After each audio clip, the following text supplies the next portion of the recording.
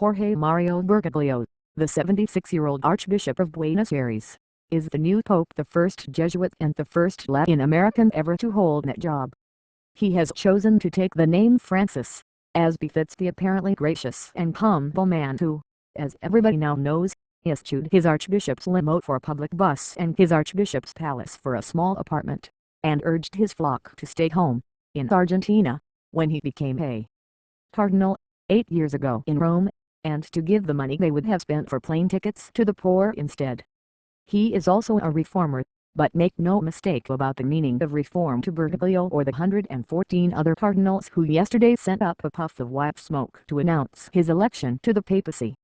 They may be known as the young cardinals, being under 80, the only ones eligible to cast ballots in a papal conclave. But it's worth remembering that all of them were appointed by the last two popes, and that, when it comes to any interest in loosening the doctrinal strictures that most lay Catholics would call reform, they were appointed mainly for their intransigence in the face of change. That means that you will not see women in the priesthood anytime soon, or married clergy, or an end to the bans on divorce, abortion, and contraception, or a reprieve for the nuns in trousers who go forth to give food, music, and solace to the poor, or even an acknowledgement that unrepentant gay and lesbian Catholic men and women might, conceivably, get to heaven. The best that the Church has managed to come up with by way of reform of its social doctrine is to permit the use of condoms not for contraception, but in cases where one partner in a married couple is HIV positive, to prevent the spread of the disease.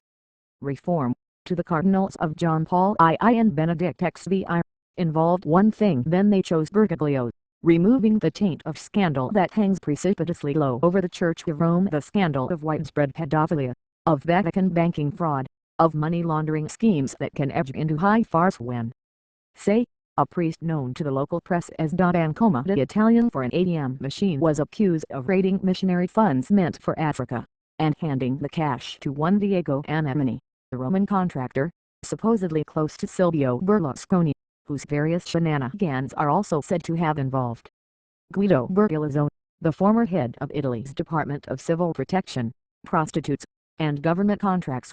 Bertolaso has denied wrongdoing. The rest of that story would take a Goldoni to unravel. No one knows how deep into the Holy See this corruption traveled. The famous two-volume Papal Commission report on Vatics, said by sources quoted in La Repubblica, to include claims of blackmail paid out of Vatican funds to keep the secrets of an alleged gay cabal in the Holy See, now resides in a for-your-eyes-only safe in the papal suite, waiting to be opened by the new Pope Francis. The good news is that he might actually open it.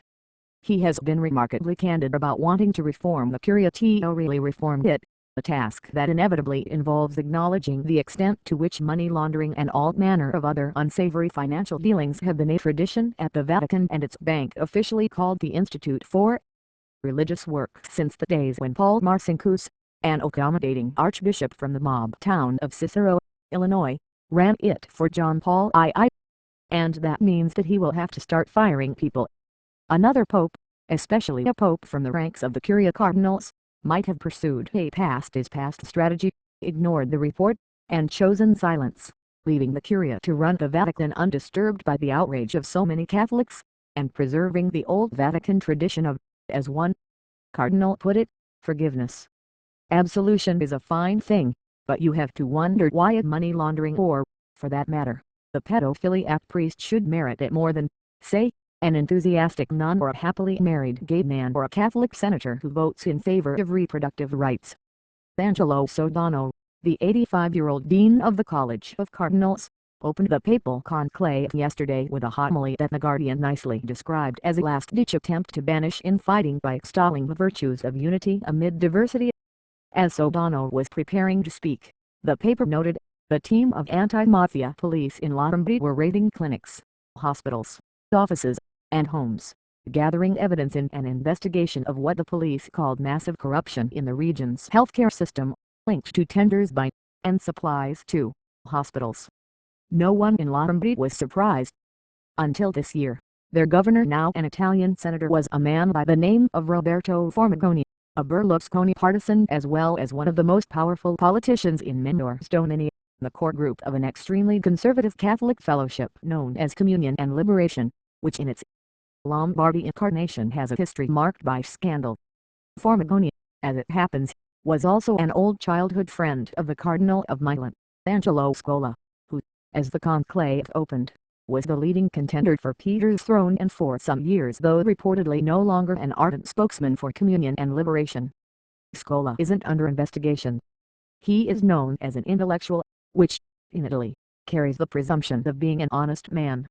But the raids, and with them his choice of friends, not to mention what could be called his theological connections to a group of Milan crooks, clearly rattled the conclave and dimmed his candidacy which, ironically, had been supported by the many non-Italian cardinals hoping for a pope who, like Bergoglio, came from outside the Curia and its corrupted cliques, and could restore some credibility to their church. Formigoni's regional government collapsed late last year, with 13 of its members under investigation including him. He has denied wrongdoing and one of his ministers was accused of buying votes in a scheme that involved the Calabrian mob. But the question on Tuesday morning was whether the conclave would also collapse, searching for a pope with no unsavory connections. There are already stories, from Buenos Aires, claiming that, as a Jesuit leader in Argentina, the new pope had acquiesced to the military regime that gave us as many as 30,000 dead and desaparecidos and even honored the victims of those young, dead protesters. But for the moment, stories is all they are, and the cardinals are counting on him for the credibility that will keep their hierarchy in charge of more than 1 billion Catholics. It may not be the kind of credibility that tens of millions of believing Catholic progressives want to see, but for the conclave that voted yesterday, it is exactly what God intended. Read more. http://www.newyorker.com/online/blogs/comment/2013/03/how clean will the new pope be. HTML #sign 9 ZZ2 and Exoforum and K0